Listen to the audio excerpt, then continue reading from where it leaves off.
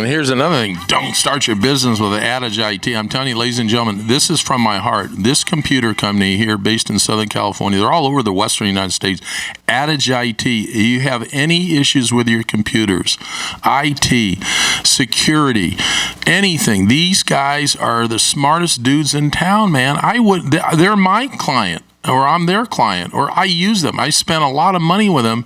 And why I spent a lot of money with them is because they get the job done. And they have really, really nice people, smart people. Adage IT. Look them up, Adage IT. I don't know how to spell Adage, do you? Justin, I spell Adage. No. AD something. Adage IT. Check them out. Okay, back to Aaron Scott Young and the coach on the show we call Start a Biz, although we're going to change the name. I don't know what we're going to change the name to. We're going to do a contest. We're going to figure it out. We'll figure it out. All right, so here's the secret sauce I promised y'all. I think the problem with everybody that's stuck, people that settle, is they don't have the tools, and they don't have the tools because there's not enough mentors. There's not enough yous, Aaron Scott Young, in every community. You're busy. Look, there's only so much you can do. You just got off an airplane. You're back on an airplane. So if you don't get the right mentor, if you don't get the right information, if you don't get the right support, if you don't get the right help, man, it's tough out there. And you have to be so strong of will. You have to have such a passion to overcome all the no's and all the disappointments. Very few people have the emotional strength to do that, so they wind up settling. They don't think they're good enough. Most people, I meet a lot of people. Those people are really, really good people.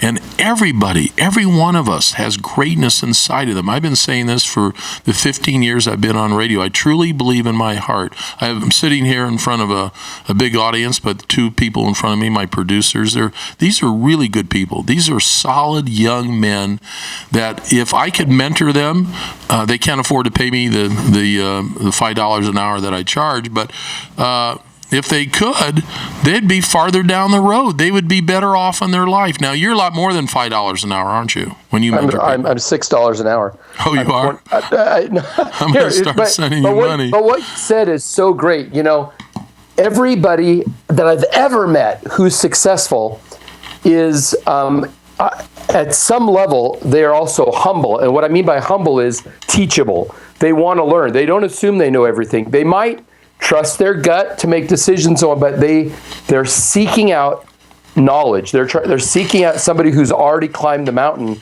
and they can follow in that person's footsteps. And mentorship is so important. You and I both coach people. My wife is a life coach and makes a huge difference for her clients. But it doesn't matter who you're looking for. If it's sports, if it's anywhere you go, you need a coach. You need a mentor. Most people are too proud or too cheap to do it, and that's why they stay poor. And I don't think they're too cheap. I don't think they have the money, or they can't justify the money to hire us. And I get it. I mean, I get it. The process of going to college, and I know this is going to hurt somebody's feelings. The professors at college are government workers. They couldn't go out and compete with us. They couldn't go out and make the kind of money and have the life that we have. So they settle, Those who can do, those who can't teach. Okay, that's going to tick a lot of people off. It is, but here's the deal: we need good teachers. I salute the teachers, but the point is, I salute the police officers. I get a kick out of people that said, "Oh yeah, I'm majoring in entrepreneurship in college." I'm like, what the hell? How did you? What? Can we say that word on this? Yeah, you can say hell. Yeah. All right, well, good. I mean it in the biblical sense. But the point is, how can you learn entrepreneurship from a college professor? Unless it's somebody that's moonlighting, teaching an occasional class who's out running a company. That doesn't matter. The point is, mentorship is critical. If you can't afford to hire a mentor, which you should try to figure out anyway, there are a lot of people who will mentor you for free. And if you can't do that, you can go to YouTube, you can go to Barnes & Noble and buy a book. No, they're not going to read a book. You're going down the wrong path. But I like what you said about the internet. They can go. How about going to TED? How about going to YouTube or going to SoundCloud and listen to my mentor show? I have a show called Your show is great. It's a great show. It is. The Mentor Show, right? Thank the you. Mentor Show. Yeah, it's called the Mentor Show. It's I didn't great. mean to step on your tongue right there when I did that. It's all right. But I was going to say, people pay me a lot of money. My tongue is not going to wind up in any baloney, I'll tell you that one. That's never again, I hope. But people pay me a lot of money per hour, but they can go to my podcast. This isn't trying to be a plug. There's nothing to sell at my podcast, but if they go to the Lookout podcast, lookoutsociety.com, they can hear dozens of lessons from me on how to be successful. And it's Where do they free. go? Where do they go? I'm going to go there. Where do they go? TheLookoutSociety.com. TheLookoutSociety.com. Or you can go into iTunes and just look up the Lookout podcast. You'll see my face.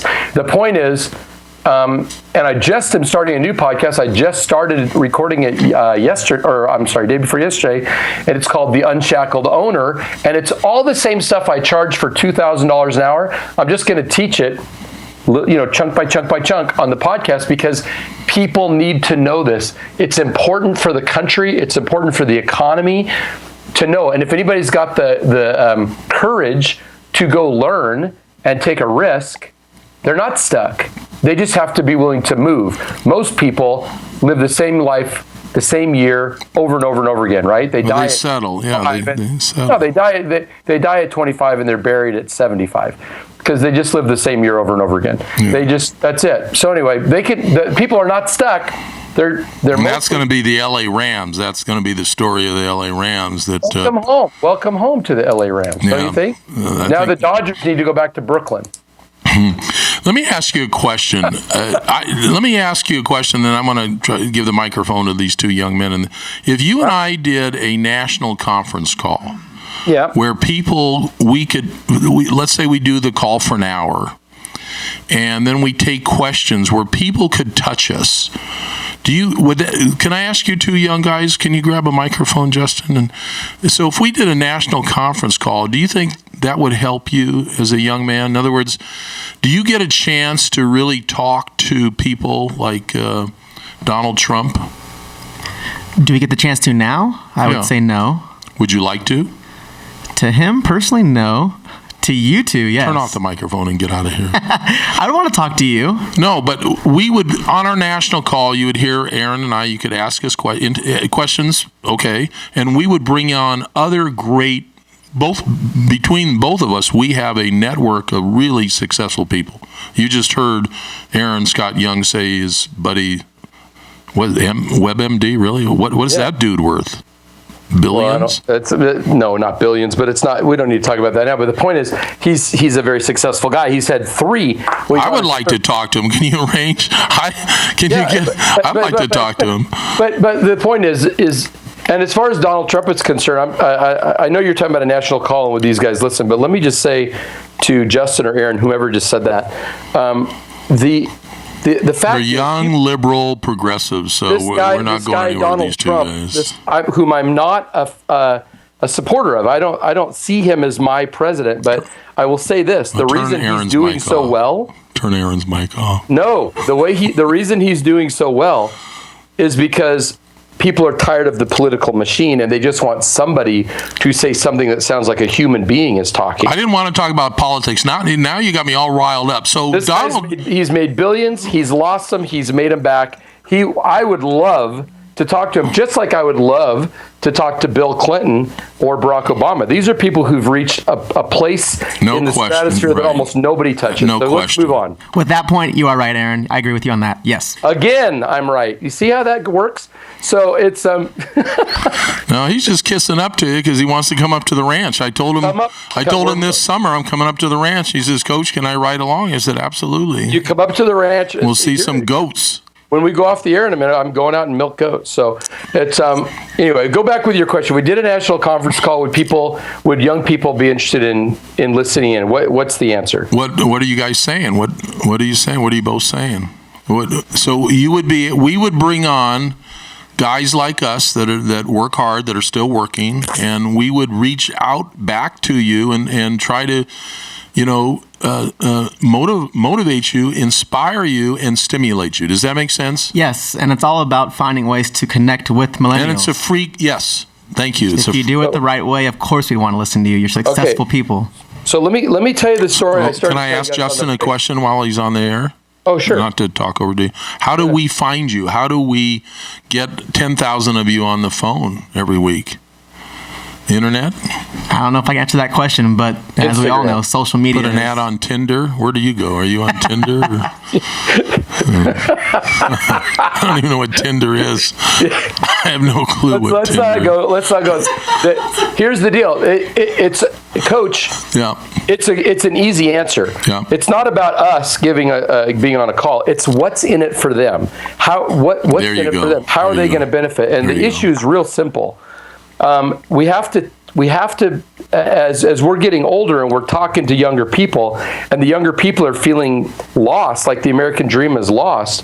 What we've got to do is show them that it's because they've been sold a bill of goods. They're aimed in the wrong direction as a group, not every individual, but as a group. Can I tell you what I told these? Absolutely, absolutely. I said, everybody's so focused on a job. What job am I going to have? I'm going to be a doctor, lawyer, Indian chief. What am I going to be when I get done with my college? And the message I keep telling young people is, be less focused on the job.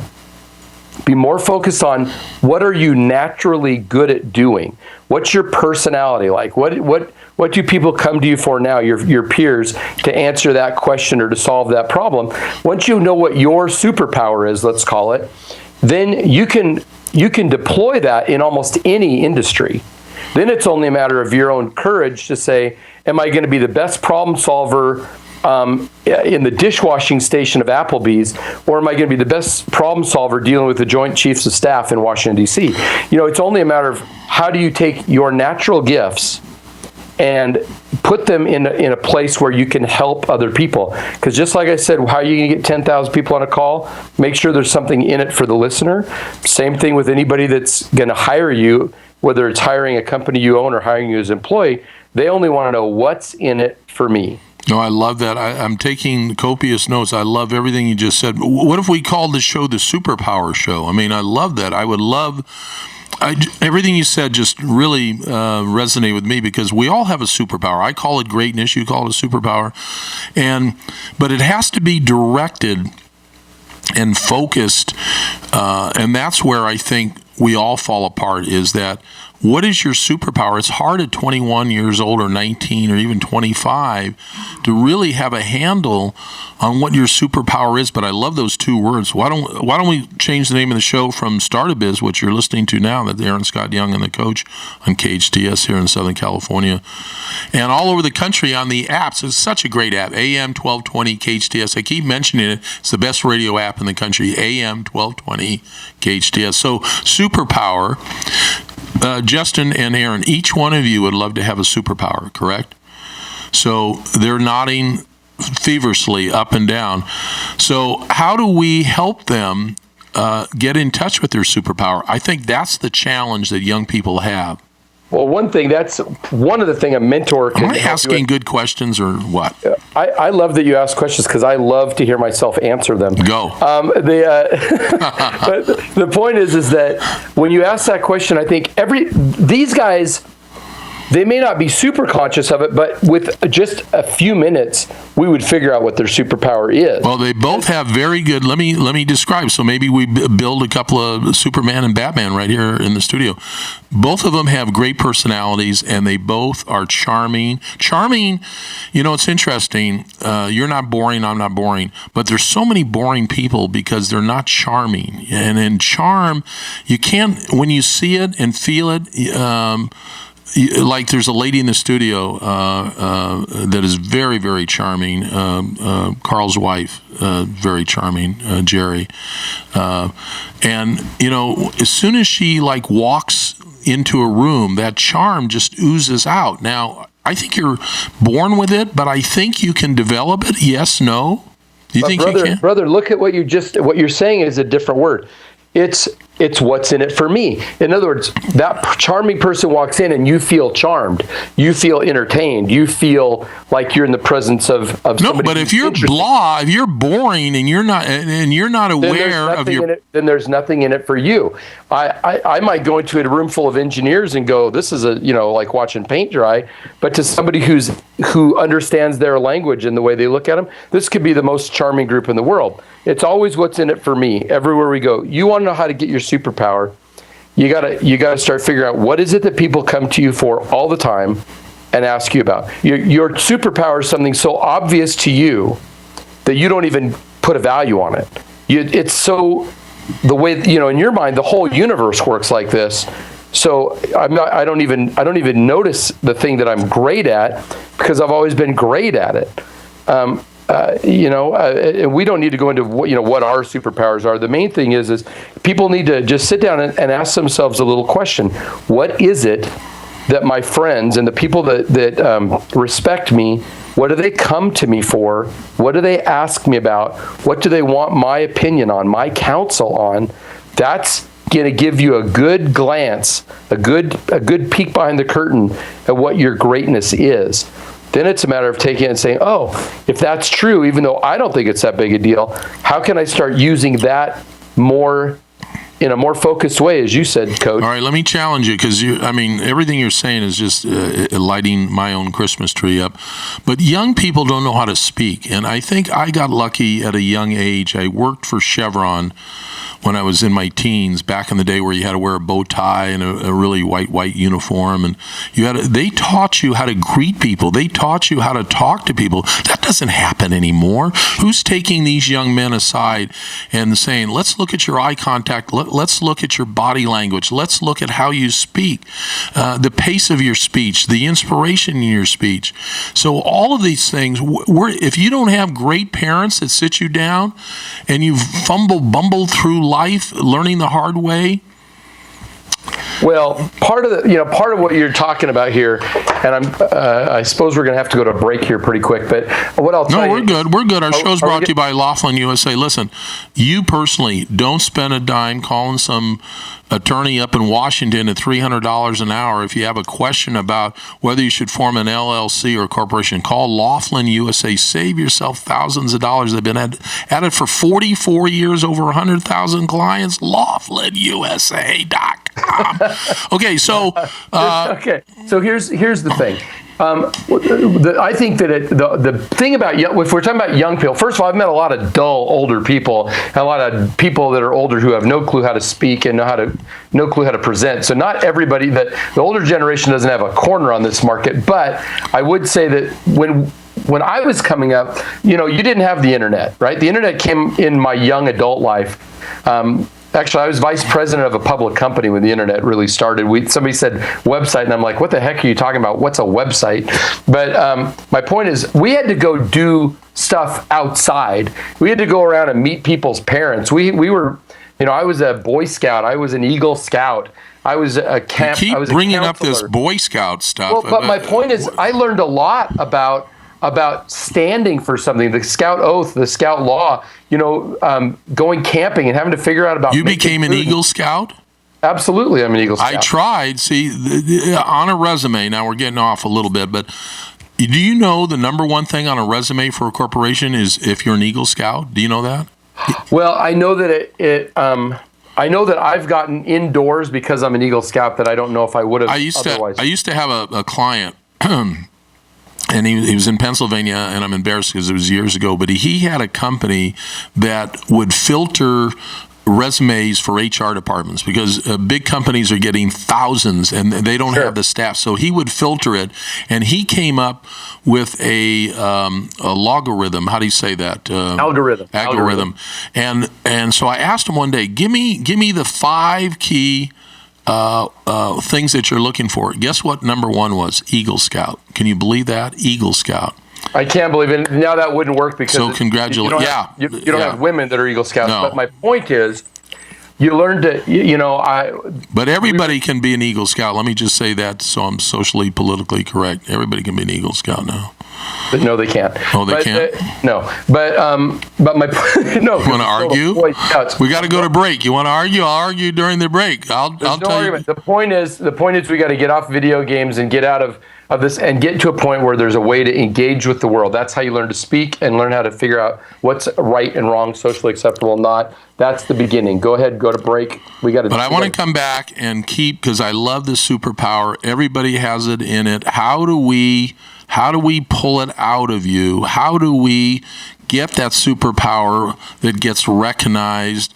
Not easy. We'll be right back, and we're going to share with you the 3 things. There are 3 things that you can do every single day of your life to show that superpower. We'll be right back on the show we call Start a Biz. Maybe we'll call it Superpower next week. We'll be right back. And we may change the name to the Superpower because we got on this thing, ladies and gentlemen. You're listening to Start a Biz, but we may next week it may be called the Superpower Show. This is the one thing that I want to end the show with, that everybody has greatness in them, and you say everybody has superpower, so I agree with you. Let's share the 3 things. Superpower Hour. I like that. Thank you. It sounds like that should be a religious show. Well, I'm spiritual, so I'm not. You just told me earlier that I'm not. So I didn't say that. I didn't say you were not. Go back and look at the tape. So the 3. I'm going to give you do one. I'll do one, and then we'll do one together. So there's 3 things. Wait, is this supposed to be scripted? Because I have 3 that I just came up with, but I don't know. Okay, you do your 3, and I'll do my 3. This is how to get in touch with your superpower. Yeah. How to become great. Yeah, go. What are your 3? Okay. What are your 3? I wrote because when you said that, I thought we haven't planned that. But here's what I wrote down. I said study, think or meditate, and teach. Those are the 3 things. You need to learn. You need to consider what you believe is right of the things that you learn, and then you need to start teaching other people. You can get rich doing something yourself. You can get incredibly rich teaching other people how to do anything. Okay, so I can't argue with any of them. They're all very, very sound. They're all very solid. I would say, similar to you, that you have to gain knowledge. That you have not. People will pay for knowledge, and that knowledge gives you the opportunity to make better decisions. And I think when you make better decisions, you make better choices. When you make better choices, you have more winning results. And I think when you have more winning results, then your self-confidence builds, and all the things that we suffer, all of us suffer from our self-esteem, or that little voice says, no, you're not good enough, or whatever. So when you have better self-esteem and true self-confidence, other people see that. And when they see your self-confidence, they want to know what you have to say. They want to see more of you. They want to know more of you. Self-confident. Why is Donald Trump doing so well? Because he has true self-confidence. Okay, so that's number 1. Number 2 is I think you have to have a philosophical approach to life, very similar to what you're saying about learning and education. I think young people have a really tough time now getting a philosophical approach to life because, and I don't want to beat up the millennials any more than I do, but they're moving away from the Judeo-Christian world that we grew up with. There's a large secular population that are growing, and I believe that if you don't have faith, if you don't understand faith, if you don't believe that there's going to be a better hour ahead, a better day ahead, a better something ahead for you, then it leads to a lot of frustration. So I think having a philosophical approach to life is really important. Know where your boundaries are. Have guidelines. You don't need to go and be out all night. If all your buddies want to get drunk, you don't need to get drunk. It's okay to have a little spritzer once in a while, a drink or two, but you don't need to get crazy. You can do things and have a balanced life. Third thing I would say is work. And Aaron Scott Young, at the beginning of our show today called Start a Biz on KHTS here in Southern California, also brought it up. Working is the healthiest thing you can do for your life. Working hard, working smart. Aaron said, understand that there are peak times in your day, in your week, and your month where you're going to be better than others. But when you work, it will lead to a purpose. it will lead to a purpose. So those are my three things. I just want to say, as we kind of wrap up for the hour here, Because we have a minute left. It's been a fun talk. Yeah. I'll just say this, a lot of people have pulled back away from churches because they don't like the rules. And I would say that we have an opportunity to not have to live by somebody else's rules, but what I would recommend to everybody listening is set a standard. Figure out what your standard is and then live up to your standard. And don't give up your standard, whatever that is. That will turn you into a much better person, a much more a person who brings something to society. Set a standard and live by it, and you're going to do well. Amen, brother. See you next week on Start a Biz. Aaron Scott Young, Thanks, the coach. Thank you, brother.